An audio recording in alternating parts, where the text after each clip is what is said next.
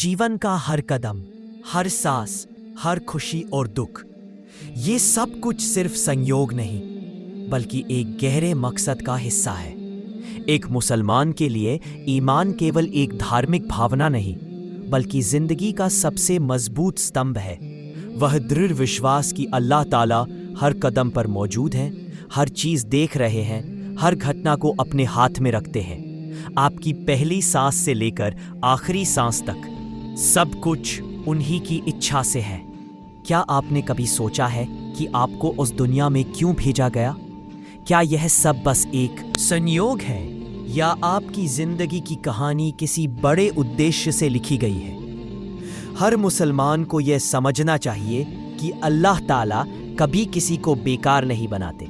उनकी हर रचना के पीछे एक अदृश्य योजना होती है जिसे आज हम न समझे, लेकिन कल वही योजना हमारे जीवन की सच्चाई साबित होगी। अल्लाह ताला किसी को इसलिए चुनते हैं क्योंकि वह उसकी बाहरी कमजोरियों को नहीं बल्कि उसकी आंतरिक ताकत को देखते हैं। आपके अंदर की वह क्षमता जिसे दूसरे नजरअंदाज कर सकते हैं, वही आपके रब के लिए सबसे महत्वपूर्ण है। जब आप छोटे थे तब भी अल्लाह ने आपके दिल में वह कोमलता, नम्रता और दया रखी जो आज आपके व्यक्तित्व की नींव बन रही है। हो सकता है कि आपने कई बार गिरना झेला हो, लेकिन ध्यान दीजिए, हर बार आप उठे। क्या यह आपकी अपनी ताकत थी या फिर किसी ने आपको उठाया? वह कोई और नहीं, आपका रब ही था, अल हाफिज, अर रहमान, अर रहीम। जब दुनिया ने आपका साथ छोड़ दिया तब भी आपका रब आपके साथ था। जब लोगों ने आपको तुच्छ समझा तब भी आपका रब आपको सिखा रहा था। जब आप रोए तब भी आपका रब आपके आंसुओं को देख रहा था। अल्लाह ने आपको बचपन से ही चुना था। आपकी आत्मा में कुछ ऐसा देखा था जो दूसरों की नजर में नहीं आया। एक अद्वितीय दृढ़ संकल्प, एक गहरी इच्छा शक्ति, एक अनुत्तरजित तमन्ना। आपके आंसू, आपकी मौन प्रार्थनाएं, आपके अकेलेपन के क्षण, ये सब कुछ ना तो बेकार थे ना ही बेमानी। ये सब ऊपर वाले तक पहुंचे। आपके जीवन में आई हर कठिनाई आपके भाग्य की ओर ले जाने वाली सीढ़ी बनी। आज से प्रतिदिन अपने आप से कहे, मैं अल्लाह की एक विशेष रचना हूं, मुझे मेरे रब ने चुना है। मैं कोई अकेला नहीं हूं, मैं कोई असफल नहीं हूं। मेरी सफलता पहले ही लिखी जा चुकी है। इंशाअल्लाह मैं जितना अधिक धैर्य रखूंगा उतना ही मैं अपने रब के करीब आऊंगा। मैं अपने अतीत से सीखता हूं लेकिन उसमें फंसा नहीं रहता। चाहे कुछ भी हो जाए मैं संतुष्ट रहूंगा क्योंकि अल्लाह के आदेशों में केवल अच्छाई छिपी होती है। सकारात्मकता आपके जीवन में सफलता का एक बहुत बड़ा रास्ता है।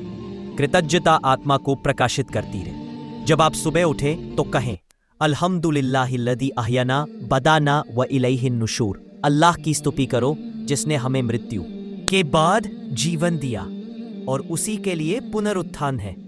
जब भी आप खाना खाएं तो कहें, या रब तूने मेरा गुजारा आसान कर दिया है, अल्हम्दुलिल्लाह।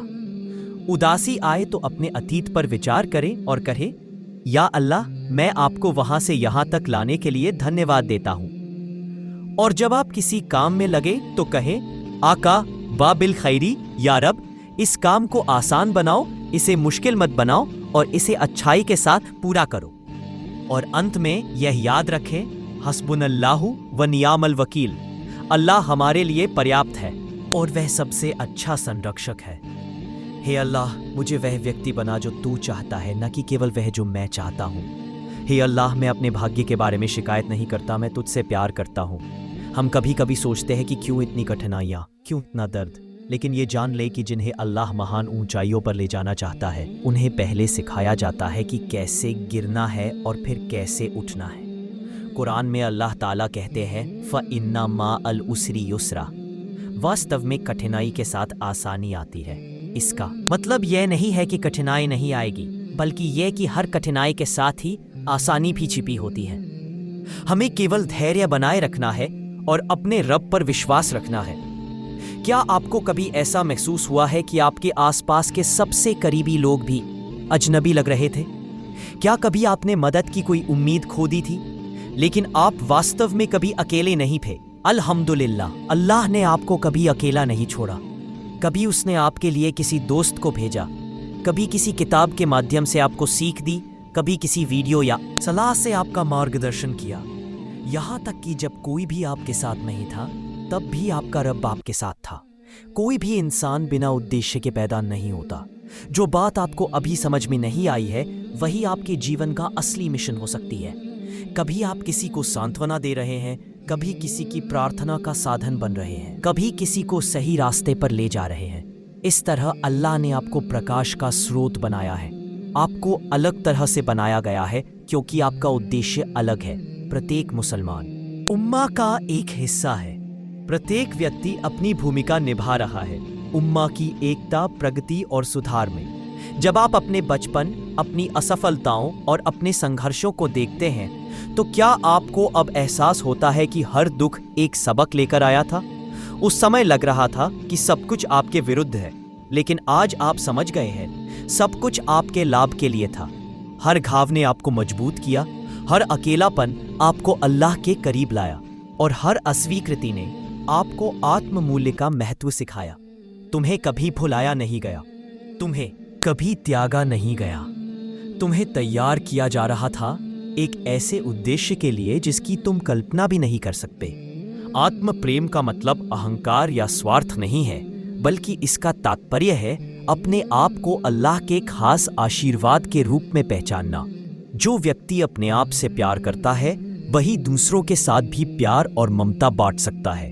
जब आप अपने आप को सम्मान देते हैं, तो आपके अंदर वह सकारात्मकता आती है जिससे आप दुनिया के साथ भी सहानुभूति और सम्मान से बर्ताव कर सकते हैं। हर सुबह जैसे ही आप उठें, अपने आप को याद दिलाएं, मैं सक्षम हूँ, मैं अल्लाह की रहमत से पैदा हुआ हूँ, मैं कोई गलती नहीं हूँ, मैं अपना उद्देश्य पूरा करूँगा इंशाअल्लाह। यह स्वयं को याद दिलाना न सिर्फ आपकी आत्मा को सुलझाता है, बल्कि आपके दिन की दिशा को भी सही करता है। जब आप अपने ऊपर विश्वास रखते हैं, तो आपके कामों में भी वही विश्वास झलकने लगता है। जो कुछ भी आपको दिया गया है, उसके लिए सदैव आभार महसूस करें। जब आपका दिल टूटे, जब आंसू आंखों से बहने लगे, तब अपने प्रभु से बस इतना कहें, या अल्लाह, जो बात मैं तुम्हें नहीं बता पा रहा, वह तुम्हें पता है। मेरे दिल को शांति दो, मेरी आत्मा को सुकून दो। यह दुआ न सिर्फ आपके दिल को ठंडक पहुंचाती है, बल्कि ऐसी शांति लाती है जिसे शब्दों में बयां करना मुश्किल है। हमेशा याद रखें, आपकी हर दुआ सुनी जाती है। कभी कभी अल्लाह तुरंत जवाब देते हैं, कभी कभी थोड़ी देर लगती है, और कभी कभी वह आपकी मांग से भी बेहतर कुछ दे देते हैं। ऐसा कुछ जिसकी आपने कभी कल्पना भी नहीं की थी।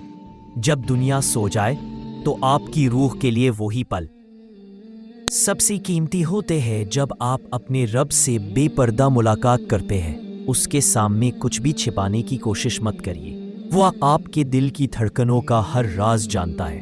अपने आप को उसके हवाले करते हुए कहीं, या अल्लाह, मेरी कमजोरियों के बावजूद मुझे स्वीकार कर लो। मुझे वो ताकत दो जो मेरे दिल को शांति दे। जो चीज़ मुझे तकलीफ देती है, उससे मेरी हिफाजत करो और मेरे दिल को अपनी मोहब्बत से भर दो। या अल्लाह, मुझे उस रास्ते पर चलाओ जो सीधे तेरी खुशी की ओर जाता है।